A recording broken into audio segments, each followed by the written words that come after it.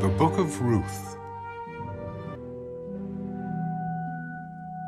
Now it came to pass, in the days when the judges ruled, that there was a famine in the land.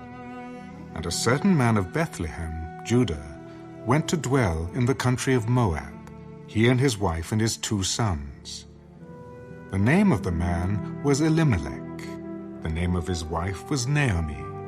And the names of his 2 sons were Mahlon and Kilion, Ephrathites of Bethlehem, Judah.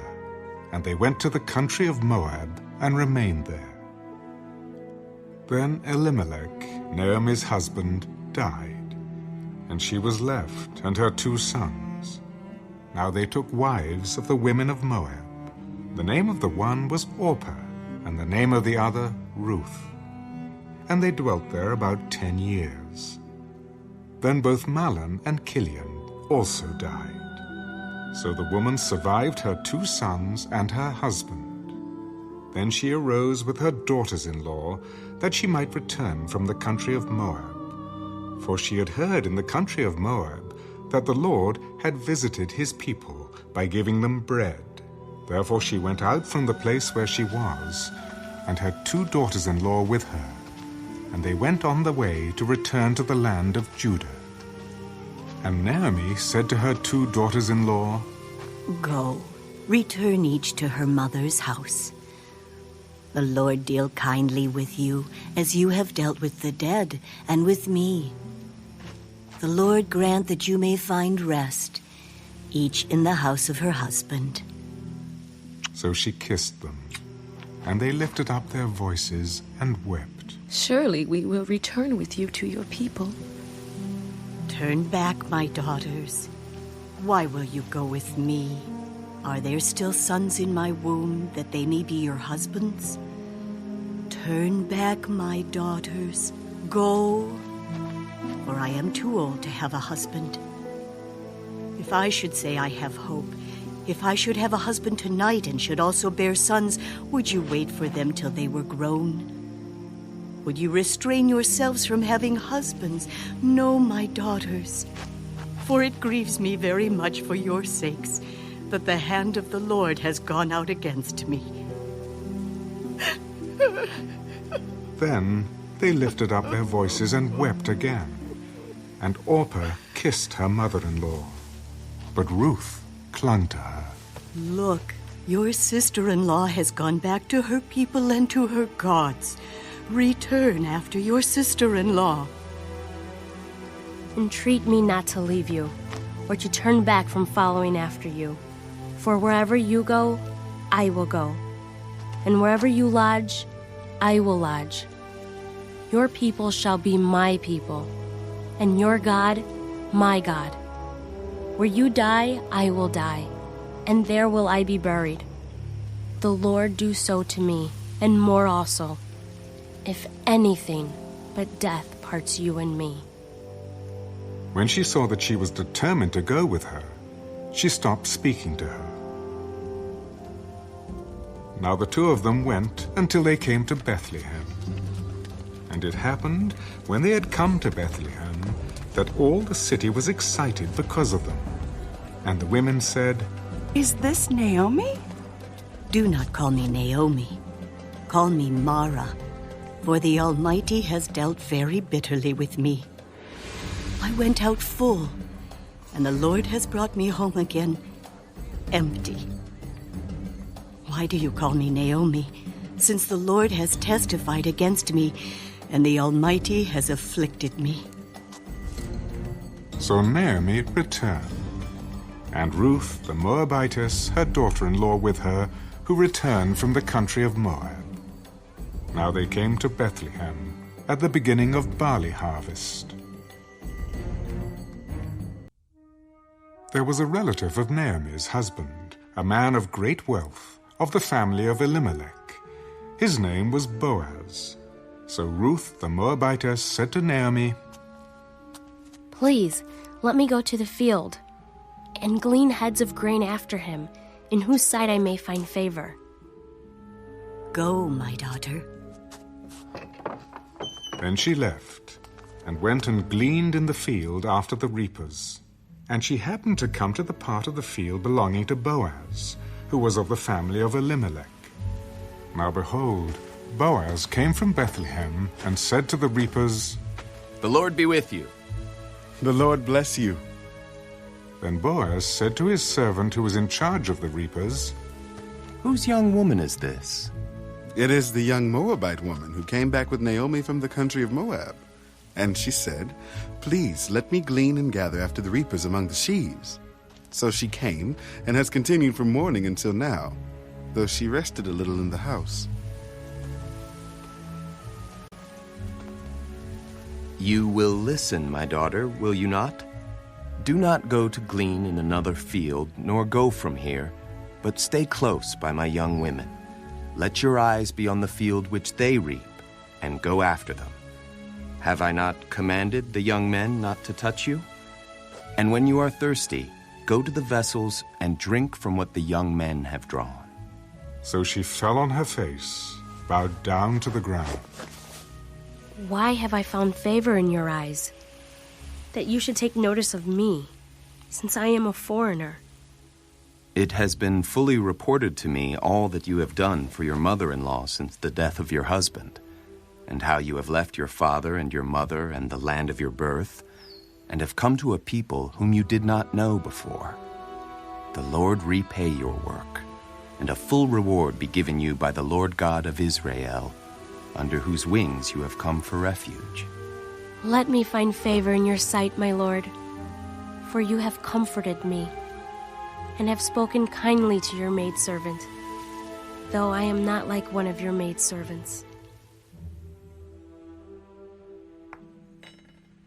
Now Boaz said to her at mealtime, "Come here, and eat of the bread, and dip your piece of bread in the vinegar."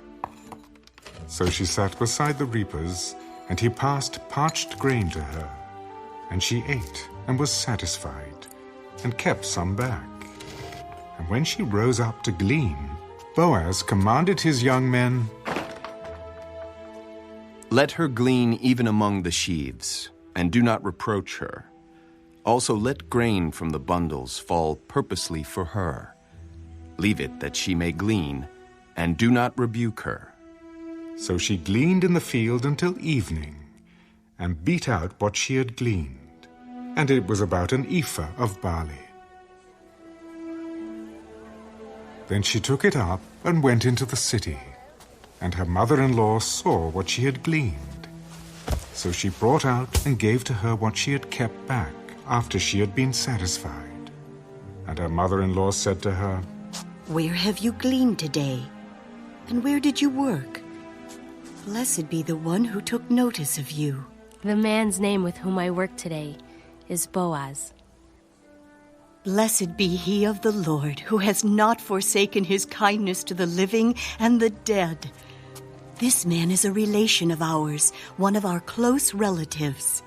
He also said to me, You shall stay close by my young men until they have finished all my harvest. It is good, my daughter, that you go out with his young women, and that people do not meet you in any other field. So she stayed close by the young women of Boaz, to glean until the end of barley harvest and wheat harvest, and she dwelt with her mother-in-law.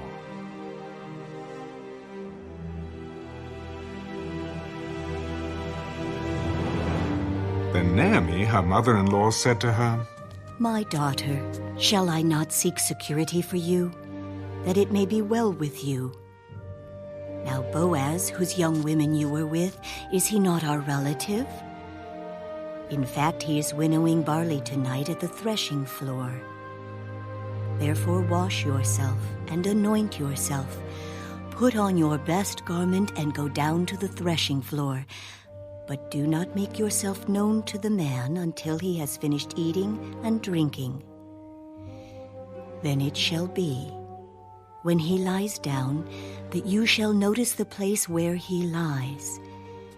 And you shall go in, uncover his feet, and lie down. And he will tell you what you should do. All that you say to me, I will do. So she went down to the threshing floor and did according to all that her mother-in-law instructed her. And after Boaz had eaten and drunk, and his heart was cheerful, he went to lie down at the end of the heap of grain. And she came softly and covered his feet and lay down. Now it happened at midnight that the man was startled and turned himself, and there a woman was lying at his feet.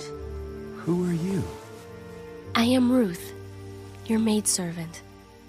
Take your maidservant under your wing, for you are a close relative. Blessed are you of the Lord, my daughter, for you have shown more kindness at the end than at the beginning, in that you did not go after young men, whether poor or rich. And now, my daughter, do not fear. I will do for you all that you request, for all the people of my town know that you are a virtuous woman. Now it is true that I am a close relative. However, there is a relative closer than I. Stay this night, and in the morning it shall be that if he will perform the duty of a close relative for you, good, let him do it. But if he does not want to perform the duty for you, then I will perform the duty for you, as the Lord lives. Lie down until morning. So she lay at his feet until morning.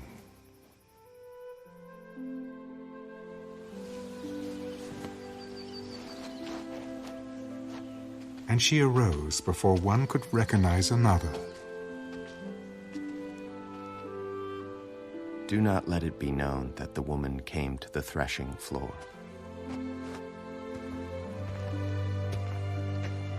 Bring the shawl that is on you and hold it.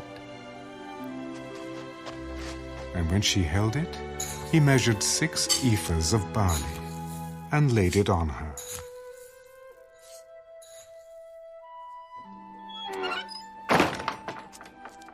Then she went into the city.